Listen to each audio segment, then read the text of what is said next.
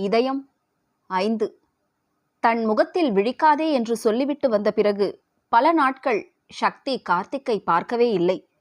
பார்க்கவே இல்லை என்று சொல்வதை விட பார்க்கும் சந்தர்ப்பத்தை சக்தி உருவாக்கவில்லை என்றுதான் சொல்ல வேண்டும். கார்த்திக் எந்தெந்த நேரத்தில் எங்கெல்லாம் இருப்பான் என்று அறிந்த சக்தி அங்கெல்லாம் செல்வதை தவிர்த்தாள். ஆக மொத்தத்தில் சொல்லப்போனால் ஒரு கூண்டுக்குள் அடைப்பட்டது போல வெளியில் எங்கும் போகாமல் இருந்தாள். இந்த மனவேதனையுடன் தன் கல்லூரி வாழ்க்கையை முடித்தாள் சக்தி. கல்லூரி வாழ்க்கை ஆரம்பித்தபோது இருந்த உற்சாகம், ஆனந்தம், மகிழ்ச்சி, கலகலப்பு எல்லாம் இந்த ஒரு வருடத்தில் அணுவணுவாக குறைந்து இப்போது காணாமல் போய்விட்டது. இப்போது படிப்பு முடிந்தவுடன், மூளைக்கு வேலை குறைந்தவுடன் மனம் தன் வேலையை காண்பிக்க ஆரம்பித்துவிட்டது. தன் மனமும் நினைவும் கார்த்திக்கையே சுற்றி சுற்றி வந்தது. இவ்வாறு இருப்பது நல்லதல்ல என்று உணர்ந்த சக்தி நண்பர்களுடன் வெளியில் எங்காவது சென்று வரலாம் என்றால் அதற்கும் வழி இல்லாமல் இருந்தது. எங்காவது கார்த்திக்கை பார்க்க நேரும் என்று அதை கைவிட்டாள். இவ்வாறு வீட்டில் அடைப்பட்டு இருக்க சக்திக்கு பைத்தியம் பிடித்துவிடும் போல இருந்தது. இந்த வேதனையுடன் தவிப்புடன் இதே ஊரில் வசிப்பது சாத்தியமில்லை என்று அறிந்து மேல் படிப்புக்காக வெளிநாட்டில் விண்ணப்பித்தாள் சக்தி. திடீரென்று ஒரு நாள் கீதா டெலிஃபோனில் சக்தியிடம் வருத்தத்துடனும் அழுகையுடனும், சக்தி, என் அப்பாவுக்கு எங்கள் விஷயமெல்லாம் தெரிஞ்சு போச்சு. வீட்டில் ஒரே பிரச்சனை. உடனே எனக்கு கல்யாணம் செய்து வைக்க ஏற்பாடு நடந்துகிட்டு இருக்கு. ரொம்ப கட்டுப்பாடு. என்னால் ஃபோன் செய்து கூட யாரோடையும் பேச முடியாது. இன்கமிங் அவுட்கோயிங் கால் எல்லாமே ரெக்கார்ட் செய்யப்படுது.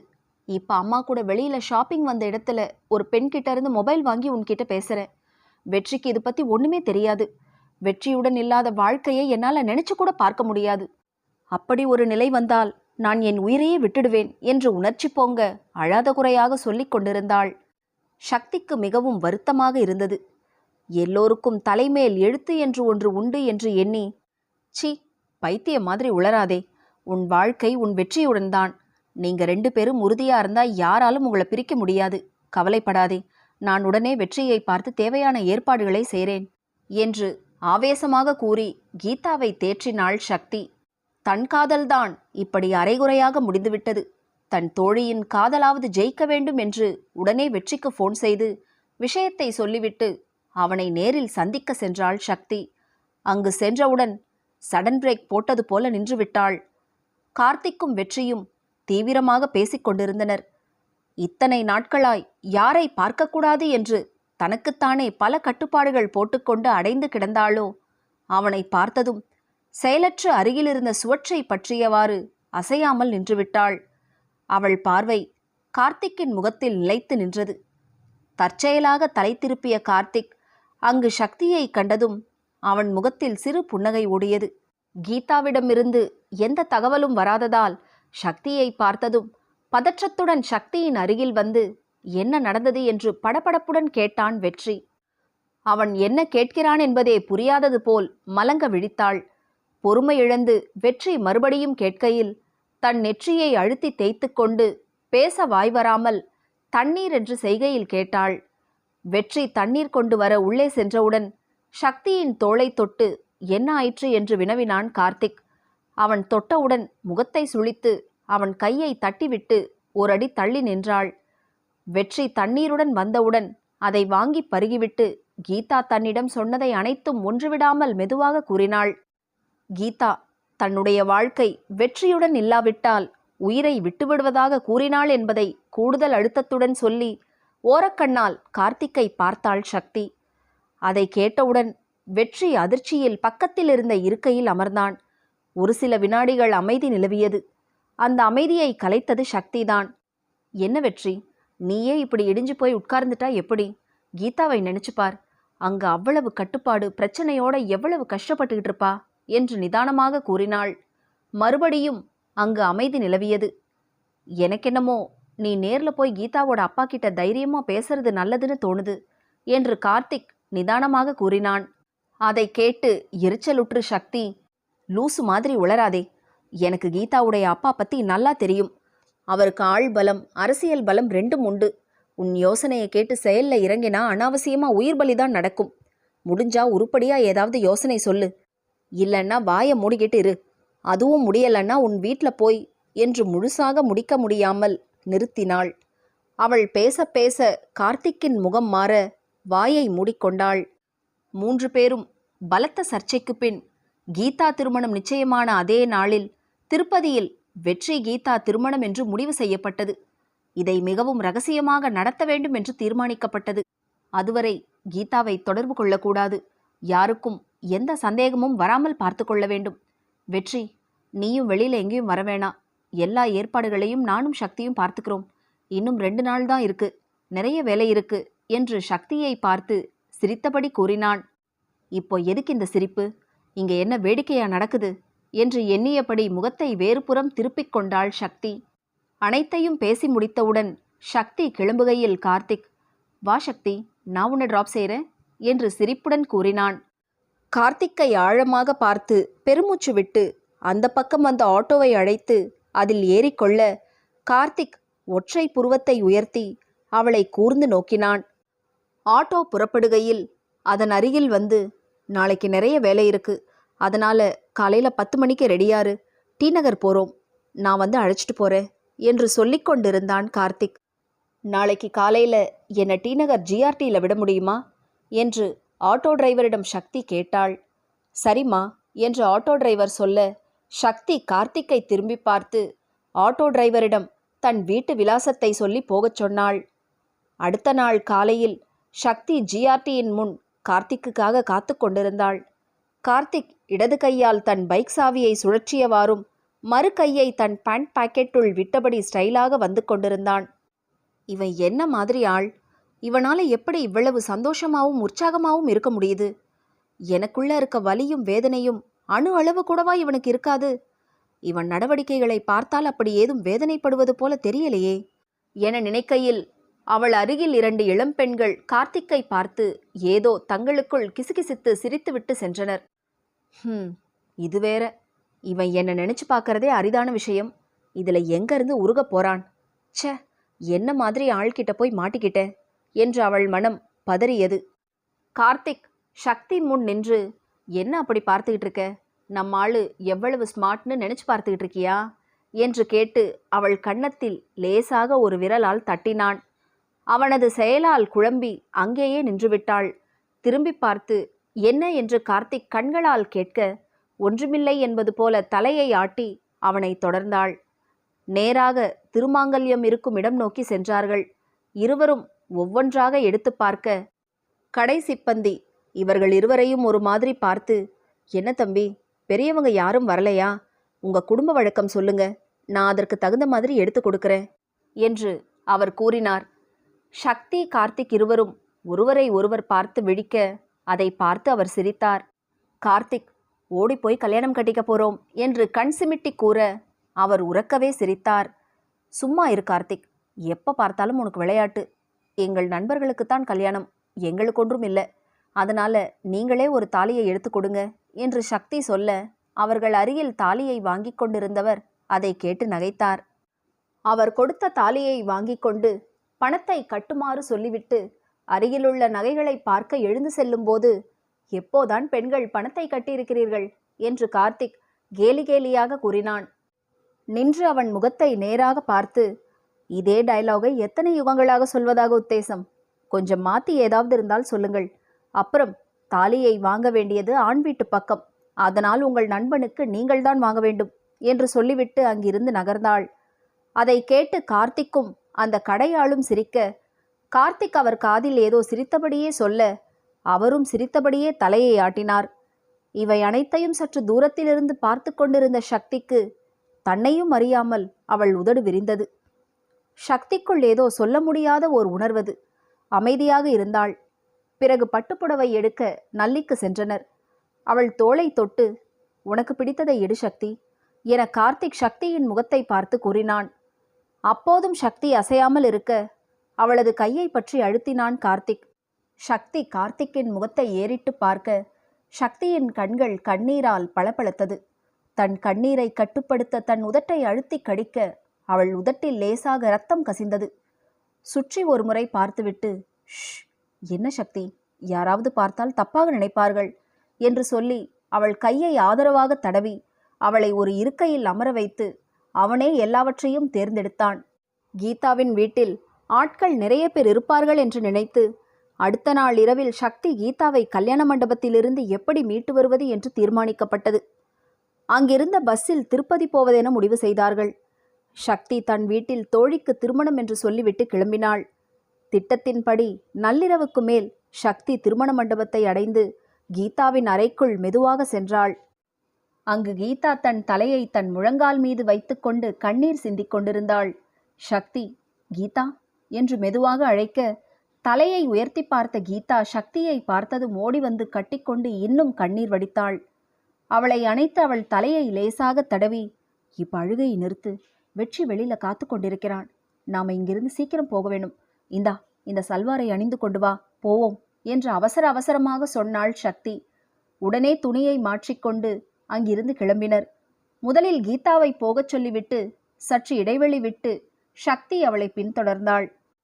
சக்தி நடந்து போகும்போது எதிரில் வந்த ஆள் மீது மோத, என்னம்மா இந்த நேரத்தில் எங்கு செல்கிறாய் என கேட்க சக்தி மலங்க விழித்தாள். உடனே சுதாரித்து கொண்டு பாத்ரூம் என்று சொல்லிவிட்டு விரைந்து சென்று விட்டாள். வெளியில் கார்த்திக், வெற்றி இருவரும் காத்து கொண்டிருக்க கீதா அவர்களை பார்த்ததும் ஓடிச் சென்று வெற்றியை அணைத்து கொண்டாள். சக்தியை காணாது கார்த்திக்கின் கண்கள் சக்தியை தேடின. சிறிது நேரம் கழித்து திரும்பி திரும்பி பார்த்தவாறு ஓடி வந்தாள் சக்தி. உடனே அங்கு வந்த ஆட்டோவை பிடித்து பஸ் ஸ்டாண்டுக்கு சென்றனர். பஸ்ஸில் கீதா வெற்றியின் அருகில் அமர்ந்ததும் நிதானமாக சக்தி பக்கம் திரும்பி, இன்று மட்டும் நீ வரவில்லை என்றால் அவ்வளவுதான் என்று சொல்லி முடிப்பதற்குள் வெற்றி அவள் உதடுமேல் விரல் வைத்து, ஷ், என்ன பேச்சு இது என்று சொல்லி கீதாவை ஆதரவாக அணைத்து கொண்டான். அதை பார்த்ததும் சக்தியின் மனம் உருகியது. கண்களில் பெருகிய கண்ணீரை துடைத்துவிட்டு அமைதியாக அமர்ந்திருந்தாள். தன் தோழியின் காதல் வெற்றியடைந்ததில் ஒரு திருப்தி. தன்னை போல் இல்லாமல் தன் தோழி அதிர்ஷ்டசாலி என நினைத்து பெருமூச்சு விட்டாள். பார்த்து, நீ விடும் பெருமூச்சில் பஸ்ஸு பறந்து போய்விடப் போகிறது என்று கூறியவாறு சக்தியின் அருகில் வந்து அமர்ந்தான் கார்த்திக். அவனை முறைத்துவிட்டு ஜன்னலோரம் தள்ளி அமர்ந்தாள் சக்தி. கார்த்திக் இன்னும் தள்ளி சக்தியை இழைத்து கொண்டு நல்ல வசதியாக அமர்ந்து கொண்டான். தான் கொண்டு வந்த புத்தகத்தில் மூழ்கினான்.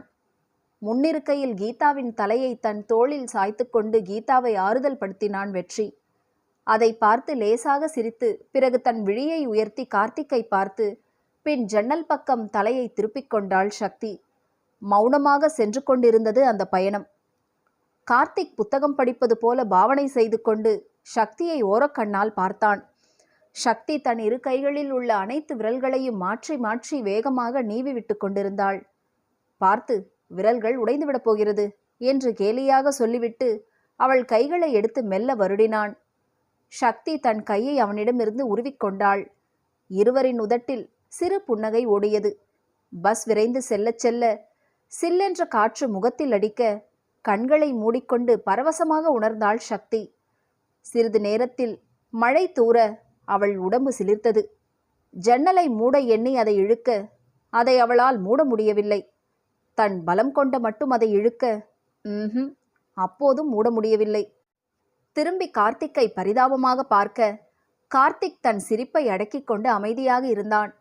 மறுபடியும் சக்தி ஜன்னலை இழுக்க அவள் மென்மையான கைகளை அகற்றிவிட்டு கார்த்திக் சக்தியின் தலையில் லேசாக தட்டி தன் வலிய கரத்தால் ஜன்னலை ஒரு இழு இழுக்க அது எளிதாக மூடிக்கொண்டது. அதற்குள் சக்தி மழைச்சாரலில் லேசாக நனைந்து விட்டதால் அவள் உடல் நடுங்க ஆரம்பித்து விட்டது. இருக்கையில் சாய்ந்து கண்களை மூடிக்கொண்டாள். இனிய கனவிலிருந்து கலைய விரும்பாமல் கண்களை இறுக மூடிக்கொண்டாள். திடீரென்று ஏதோ உரைக்க சக்தி கண்களை திறந்தபோது இது கனவா என்று எண்ணி இரு கண்களையும் கசக்கி பார்க்க அவளை அணைத்தபடி கார்த்திக் உறங்கிக் கொண்டிருந்தான். தான் எப்போது உறங்கினோம், எப்படி அவன் அணைப்புக்குள் அடங்கினோம் என்று ஒன்றும் புரியாமல் விழித்தாள் சக்தி. அதிகாலையில் எல்லா ஏற்பாட்டின்படி வெற்றி கீதா திருமணம் நல்லபடியாக முடிந்தது. பிறகு சக்தி அங்கிருந்து விலகிச் சென்று அங்கிருந்த குளத்தங்கரையில் தன் முகத்தை தன் இரு கைகளில் தாங்கியபடி முழங்காலில் வைத்து அமர்ந்திருந்தாள். கார்த்திக் சக்தியை தேடிப்போய் அவள் அருகில் அமர்ந்து சக்தியின் கையை பிடித்து, நாமும் அதுபோல் செய்து கொள்ளலாமா என்று கார்த்திக் கேட்டான். அவன் என்ன சொல்லுகிறான் என்றே புரியாமல் மலங்க விழித்தாள் சக்தி. அதை பார்த்து, என்ன அப்படி பார்க்கிறாய், அன்று கேட்டாயல்லவா உறுதியான பதில், நாமும் கல்யாணம் பண்ணிக்கொள்ளலாம் என்று காதல் பொங்க சொல்லிச் சிரித்தான் கார்த்திக். விழிகளை அகல விரித்து இமை தட்டாமல் அவனை பார்த்தாள். ஒரு வினாடி குழம்பிய சக்தியின் மனது ஏன் கூடாது என்று மறுவினாடி கேட்டது. அவர்களை சுற்றி ஒளி வீசியது போலவும் தங்களை சுற்றி தேவதைகள் சிரிப்பது போலவும் இந்த உலகில் அவர்கள் மட்டும் தனித்து விடப்பட்டது போலவும் உணர்ந்தாள் சக்தி. அதற்கு மேல் அவள் யோசிக்க அவகாசம் கொடுக்காமல் அவளது கைவிரல்களை வருடியும் அழுத்தியும் விளையாடிக் கொண்டிருந்த அவனது விரல்களை மீறி அவனது சொல்லுக்கு மாறாக எதையும் யோசிக்க எண்ணம் அவளுக்கு வரவில்லை. இத்தனை நாளாய் காணாமல் போன சந்தோஷம், மகிழ்ச்சி அனைத்தும் சக்தியிடம் குடிபெயர்ந்தது. ஒரு சில நொடிகளில் வானம் தூவ மண் வாசனையும் மலர்களின் வாசனையும் அவள் மனத்தை கவர அவள் மனம் குதூகலத்தில் பாட ஆரம்பித்தது. கார்த்திக் சக்தியின் கையை அழுத்தி பிடித்துக்கொண்டு அழைத்துச் சென்றான். கார்த்திக் கையில் பட்டுப்புடவை தாலியை பார்க்கவும் அதிர்ச்சியில் அவனை ஏறிட்டு பார்க்க, எல்லாம் உன் கண்முன்னால் எடுத்ததுதான் என்று கார்த்திக் சொல்லிச் சிரிக்கவும் சக்தியால் எதையும் நம்ப முடியவில்லை. சக்தி மதிமயங்கி இருக்கையில் அவள் கழுத்தில் தாலி ஏறியது. இதை பார்த்த வெற்றி, கீதா இருவருக்கும் ஒரே நேரத்தில் ஆச்சரியமும் ஆனந்தமும் மேலோங்கின. அதை வாய்விட்டு சொல்லவும் சக்தி எனக்கும் தான் என்று கூறவும் அங்கு சிரிப்பொலி எழும்பியது. பின் வெற்றி கீதாவை தமிழ்நாடு கேரளா எல்லையிலுள்ள தன் கிராமத்திற்கு அழைத்துச் செல்வதாக ஏற்பாடு செய்யப்பட்டிருந்தது. சென்னை சென்றால் எங்கே கீதாவின் அப்பாவிடம் மாட்டிக்கொள்வோமோ என்று பயந்தனர். அதனால் வெற்றியின் ஊர்ப்பக்கம் செல்ல முடிவு செய்தனர். தங்களுடன் வருமாறு வற்புறுத்தி அழைக்கவும் கார்த்திக்கும் சக்தியும் கீதா வெற்றியுடன் அந்த அழகிய கிராமம் நோக்கி சென்றனர். எங்கும் ஒரே பசுமை, மலை பிரதேசமும் அருவியும் கண்களுக்கு விருந்தாக இருந்தது. குளுமையாக இருந்தது. சக்தியின் மனம் போலவே. கார்த்திக்கின் அணைப்பிலும் இயற்கையின் அழகிலும் சக்தி மெய்மறந்திருந்தாள். தன்னையே மறந்திருந்தாள். ஏன் இந்த உலகையே மறந்திருந்தாள். சொர்க்கபோகமாக இருந்தது சக்திக்கு. இருவருக்கும் ஒவ்வொரு வினாடியும் மகிழ்ச்சியாகவும் ஆனந்தமாகவும் கழிந்தது. சக்தி தன் தலையை ஒரு பக்கம் சாய்த்து கார்த்திக்கின் முகத்தையே இமைத்தட்டாமல் காதல் பொங்க பார்த்து கொண்டிருந்தாள். கார்த்திக் என்ன என்று சிரிப்புடன் கேட்டான். என்னால எதையுமே நம்ப முடியல. நீ எப்போ எப்படி என்ன செய்வன்னு ஆண்டவனுக்கு கூட தெரியாது என்று சொல்லி தன் அரிசிப்பற்கள் பளிச்சிட சிரித்தாள் சக்தி. சக்தியை தன் அருகில் இழுத்து அவள் கன்னத்தில் முத்திரை பதித்து இருக்க அணைத்தபடி, நீ முதல்ல என்னை பார்த்தப்போ என்ன நினைச்ச என்று கார்த்திக் கேட்க, கார்த்திக்கை முதலில் கல்லூரியில் பார்த்தபோது நினைத்ததையும் நடந்ததையும் தன் கண்முன் வர அவன் வயிற்றில் லேசாக குத்தினாள் சக்தி. ஹேய், என்ன நீ எப்ப பார்த்தாலும் என் வயிற்றிலேயே குத்துற? நான் உன் புருஷன். கொஞ்சம் கூட பயமில்லாமல் உன்னை என்ன செய்கிறேன் பார் என்று சொல்லி அவளை நோக்கி குனிய அவனிடமிருந்து திமிரிக்கொண்டு ஓடினாள். கார்த்திக் சக்தியை துரத்தி கொண்டு அவள் பின்னாடியே ஓடி அவளை சிறைப்பற்றி, சக்தி ப்ளீஸ் சொல்லேன் என்று கெஞ்ச அவள் உடம்பில் ஓடிய சூடான ரத்தம் அவள் முகத்தை சிவப்பாக்கியது. என் அடிமனசில் ஏதோ ஊடுருவியது போல் இருந்தது என்று வெட்கத்துடன் கூறிவிட்டு, நீங்க என்ன நினைச்சீங்க என்ற ஆர்வம் கலந்த குரலில் கேட்டாள் சக்தி. கார்த்திக் ஒரு வினாடி தன் கண்களை மூடி பின் சக்தியை தன் கைவளையத்துக்குள் நிறுத்தினான். நான் எப்போ உன்னை முதல்ல பார்த்தேன்னு தெரியுமா என்று கண்களில் காதலுடன் கேட்டான். சக்தி வெட்கத்துடன் காலேஜில் ராகிங் செஞ்சப்போ என்று சொல்லி முடிப்பதற்குள், அது நீ என்னை பார்த்தது, அதற்கு முன்பே நான் உன்னை பார்த்திருக்கிறேன் என்று சொல்ல சக்தியின் கண்கள் அகல விரிந்தது. அதை பார்த்து கார்த்திக் சிரித்து, உன்னுடைய ஃப்ரெண்ட் நந்தினியோட அக்கா கல்யாணத்தில் தான் நான் உன்னை முதல்ல பார்த்தது. வானத்திலிருந்து தேவதை ஒன்று இறங்கி வந்துடுச்சோன்னு நினைச்சேன். அப்போ உன் முடி இதைவிட இன்னும் நீளமா இருந்தது என்று சொல்லி சக்தியின் தலையை லேசாக வருடி இருக்க அணைத்து கொண்டான். லேசாக அவளை விடுவித்து, அப்போ நான் எப்படி உணர்ந்தேன் தெரியுமா என்று சொல்லி சக்தியின் முகத்தை பார்த்தான் கார்த்திக். சக்தி ஆவலாய் அவனது பதிலை எதிர்பார்க்க கார்த்திக் அமைதியாக அந்த உணர்வை தனக்குள் ரசித்தான். அந்த அமைதியால் சக்தி தன் தலையை உயர்த்தி கார்த்திக்கை ஆர்வமாக பார்க்க, கார்த்திக் குனிந்து அவள் காதில் மெதுவாக, உன்னை பார்த்த பின்பு நான் நானாக இல்லையே என்று பாட, சக்தி இந்த உலகத்திலுள்ள அனைத்து மதுவையும் அருந்தியது போல் அவனது குரலிலும் காதலிலும் மயங்கி கார்த்திக்கின் கன்னத்தில் தன் பட்டு உதட்டினால் முத்தமிட, 4 கண்களும் கலக்க, 2 மனங்களும் ஒன்றாக, 2 உடல்களும் சங்கமமானது. 4 நாட்கள் ஒவ்வொரு மணித்துளியும் இனிமையாக கழிந்தது. வெற்றி கீதா ஜோடியுடன் சேர்ந்து பல இடங்களுக்கு சென்று மகிழ்ந்தனர். 4 நாட்கள் கழித்து சென்னை கிளம்புகையில் ஒருவருக்கு ஒருவர் தைரியம் சொல்லிவிட்டு கிளம்பினர். பஸ் சென்னையை நெருங்க நெருங்க சக்திக்குள் இனம் தெரியாத பயத்தை உணர முடிந்தது. கார்த்திக்கின் கையை இறுக பற்றி கொண்டாள். கார்த்திக், என்னடா என்று அக்கறையுடன் கேட்க, ஒன்றுமில்லை என தலையாட்டினாள்.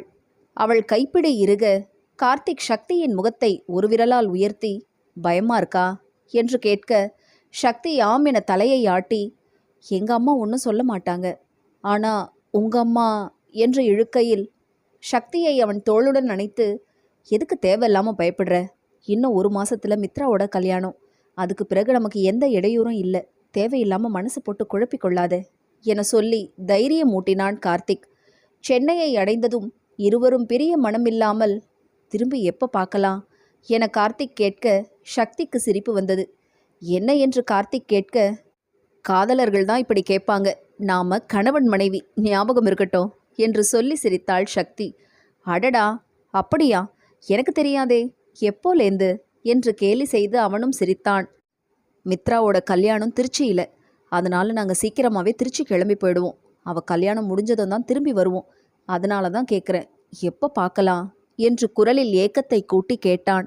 அதை கேட்ட சக்திக்கு வயிற்றுக்குள் ஏதோ பிசைய கண்கள் கலங்க அமைதியாக நின்றாள்.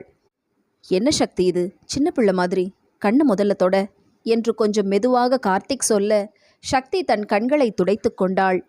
சரி, அப்போ அட்லீஸ்ட் ஃபோனில் பேசலாம் என்று சொல்லி ஒரு முறை சுற்றி பார்வையை சுழல விட்டு சக்தியின் நெற்றியில் சின்னதாக முத்தமிட்டு தன் வீட்டுக்கு சென்றான் கார்த்திக். 4 நாளாக லேசாக இருந்த மனம் இப்போது லேசாக கனக்கத் தொடங்கிய மனத்துடன் தன் வீட்டுக்கு சென்றாள் சக்தி. பதற்றமும் சோர்வுடனும் சோஃபாவில் அமர்ந்து டிவியை போட்டுவிட்டு ஒவ்வொரு சேனலாக மாற்றிக்கொண்டிருந்தாள். இந்த சத்தத்தை கேட்டு அவளுடைய அம்மா தேவகி கிச்சன் அறையிலிருந்து வெளிவந்தார். அவளை பார்த்ததும், நல்ல வேளை வந்துட்டியா, உனக்காக தான் காத்துக்கிட்டு இருக்கேன். நேற்று ராத்திரி கோயம்புத்தூர்லேருந்து ஃபோன் வந்தது. பாட்டிக்கு உடம்பு முடியல, ரொம்ப முடியாமல் இருக்காங்கன்னு, அதனால் உடனே கிளம்பணும் என்று கூறியபடி சக்திக்கு காஃபி கொண்டு வந்து கொடுத்தார். சக்தி அதை வாங்கி பருகிவிட்டு அமைதியாக அமர்ந்திருக்கவும் அவள் நெற்றியில் கை வைத்து, என்னடா, உடம்பு சரியில்லையா என்ன என்று அக்கறையுடன் கேட்டார்.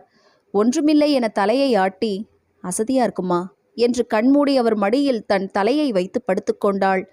சக்தி கண்களை மூடி தன் அம்மாவின் கையை எடுத்து தன் நெஞ்சின் மேல் வைத்து இவ்வாறு தன் அம்மாவுக்கு தெரியாமல் கல்யாணம் பண்ணி கொண்டதை நினைத்து மனம் வருந்தினாள். உள்ளுக்குள் கண்ணீர் சிந்தினாள். மனதார மன்னிப்பு வேண்டினாள்.